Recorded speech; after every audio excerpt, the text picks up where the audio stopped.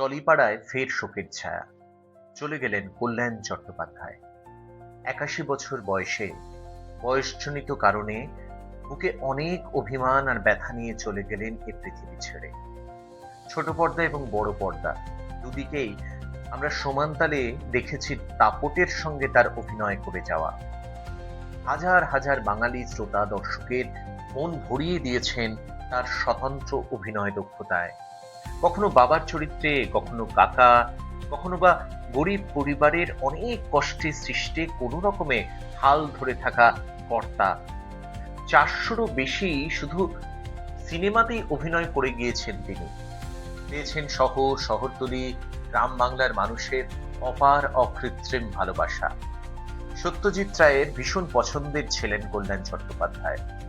আমরা পেয়েছি সত্যজিৎ রায়ের প্রতিদ্বন্দ্বী ছবিতে তাকে। ঠিক যেমন পেয়েছি ধন্যী মেয়ে, সাগিনা মাহাতো, তেমনি পেয়েছি সুজয় ঘোষের হিন্দি ছবি কাহানিতেও। স্বর্ণযুগের দিকপাল অভিনেতাদের কার সঙ্গে বড় পর্দায় দেখিনি আমরা তাকে। আমরা দেখেছি উত্তম কুমারের সঙ্গে, দেখেছি সৌমিত্র চট্টোপাধ্যায়ের সঙ্গে। তিনি অভিনয় করেছেন রঞ্জিত মল্লিক, সন্তু মুখোপাধ্যায়, সাবিত্রী চট্টোপাধ্যায়, দীপঙ্কর দে, আরো কত কত নাম বলবো। তপন সিনহা, সত্যজিৎ রায়, অরবিন্দ মুখোপাধ্যায়। খুব পছন্দের মানুষ ছিলেন এই সমস্ত পরিচালকদের কল্যাণ চট্টোপাধ্যায়।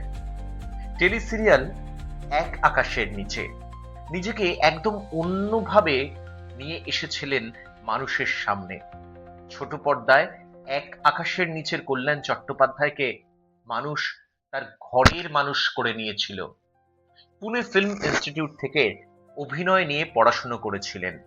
অভিনয়ের প্রতি তার এতটাই অনুরাগ ছিল, স্বরক্ষেপণ থেকে শুরু করে প্রত্যেকটা মুহূর্ত, অঙ্গভঙ্গি নিরলসভাবে তিনি ফুটিয়ে তুলতেন। ভীষণভাবে খুঁতখুঁতে ছিলেন নিজের অভিনয়ে।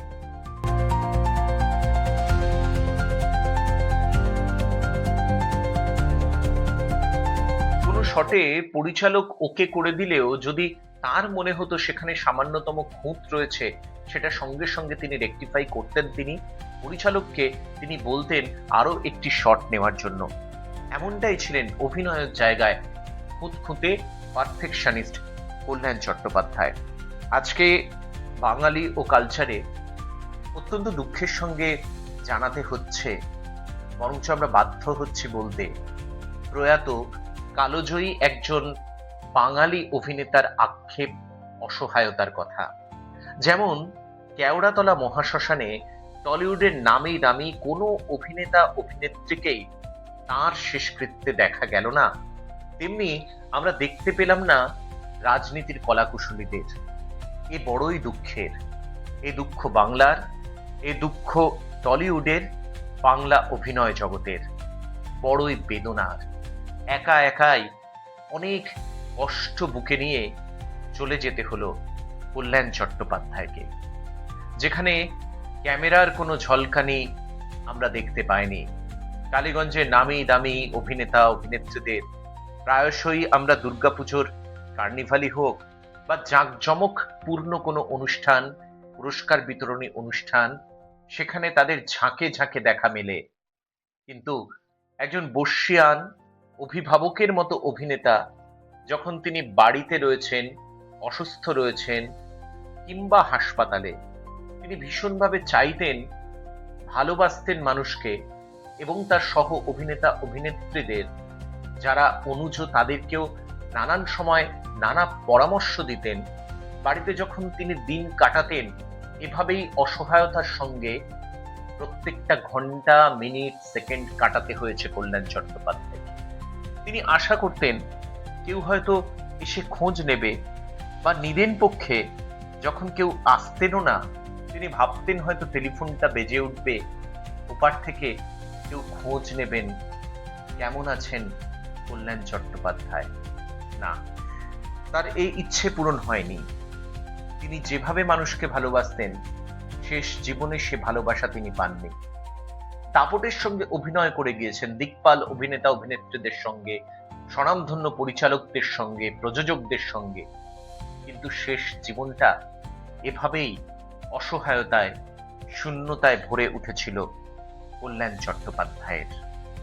জীবনের শেষ দিন পর্যন্ত সত্যি সেভাবে কেউ খোঁজ নেয়নি। যে টেলিফোন আসার কথা সেই টেলিফোন আসেনি। কেউ কথা রাখেনি, কেউ কথা রাখে না। বাঙালি ও কালচার আপনার নিজস্ব চ্যানেল, সাবস্ক্রাইব করুন, সঙ্গে থাকুন। আপনার যে কোনো রকমের মতামত আমাদের কাছে ভীষণভাবে গুরুত্বের, তাই আপনার মতামত সঙ্গে সঙ্গে জানান আমাদেরকে। সাবস্ক্রাইব করুন, অন্যকে সাবস্ক্রাইব করান, সঙ্গে থাকুন, পাশে থাকুন।